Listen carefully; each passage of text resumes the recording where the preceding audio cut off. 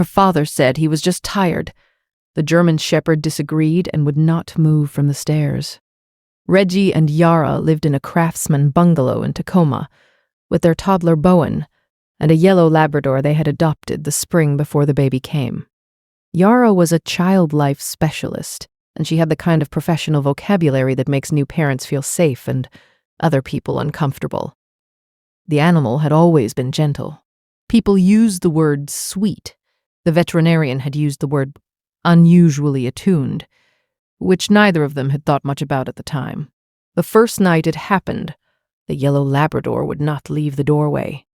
He stood there with his head lowered, ears forward, his whole body angled toward Bowen as if he had heard something nobody else had. Yara stepped over him to get into the room. He did not move. She nudged him with her foot. He still did not move. He did not whine. He just looked at her with an expression she could not name. By the third night, she had a theory. Yara had seen this kind of behavior before. A possessive animal, a resource-guarding response to a new infant. She had sat in 3 meetings about exactly this pattern. The dogs in those cases had all ended up in trainers' programs. 2 had been rehomed, 1 had bitten. She knew the data. She also knew the data did not include the cases nobody had ever written down, the cases where the animal was right. But she did not know that yet.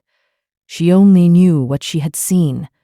That night, she told her partner, "We need to think about whether he can stay near the baby. If you stay for stories about what animals sense before we do, you are in the right place. Subscribe so you don't miss the next one." They moved him out of the bedroom.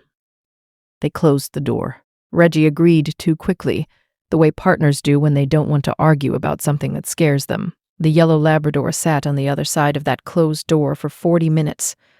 They could hear him breathing. They could hear him shifting his weight. Then he started to scratch, not a panicked separation anxiety scratch, a steady, deliberate one, as if he were doing a job he had been given and would not stop until it was finished. They put him in the laundry room. The scratching continued through a second door. By midnight, Yara was crying in the kitchen and her partner had already left a message at the rescue. At 3:42 a.m., the door to the laundry room was open. They never figured out exactly how. The yellow Labrador was in the bedroom, on the floor beside Bowen, and Bowen was making a sound that was not quite a sound. Yara would later describe it as the absence of one, a too quiet breathing, a stillness that her trained ear should have caught earlier and didn't. The animal pressed his muzzle to Bowen's cheek and held it there. He did not lick. He did not nuzzle.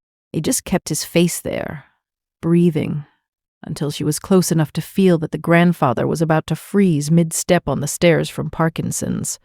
Has your dog or cat ever done something that made no sense until it was the only thing that did? Tell us in the comments. These stories deserve to be heard. The ER attending used the word fortunate. Then he used another one. Whoever caught it at the edge of the window. He said, "Another 30 minutes and we would be having a very different conversation." He looked at the chart. He looked at Yara. He asked the question every attending in that hospital had been trained to ask before they signed the paperwork. "What made you check?" She did not answer for a long time. Then she said, "The yellow Labrador." He nodded once, like he had heard the answer before. He probably had. The doorway, not possessiveness. The smell Yara's training had not taught her to register. The scratching at the laundry door. Not separation, a countdown he could not say out loud. The muzzle pressed to her cheek. Not affection. The only alarm system in the house that actually worked. 3 things she had read wrong. 3 things she had been trained to read wrong. She would not forgive herself quickly. The yellow Labrador did not require it. Every guardian deserves to be recognized, even the ones who never asked for anything in return. If stories like this matter to you, subscribe so you never miss the next one. He came home 2 days later.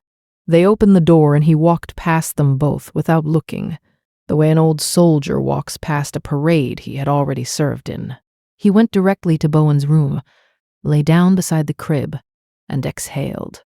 Yara sat in the doorway with her back against the frame and watched him close his eyes. She thought of the closed door, of the steady scratching, of the 40 minutes she would carry with her for the rest of her life. She did not say anything aloud. She just stayed there until the morning, while the Yellow Labrador kept watch on the only post he had ever claimed for himself, in a house that had almost learned the wrong lesson, in time to remember the right one. Tomorrow, there is another one, about an animal nobody believed until the camera proved them wrong.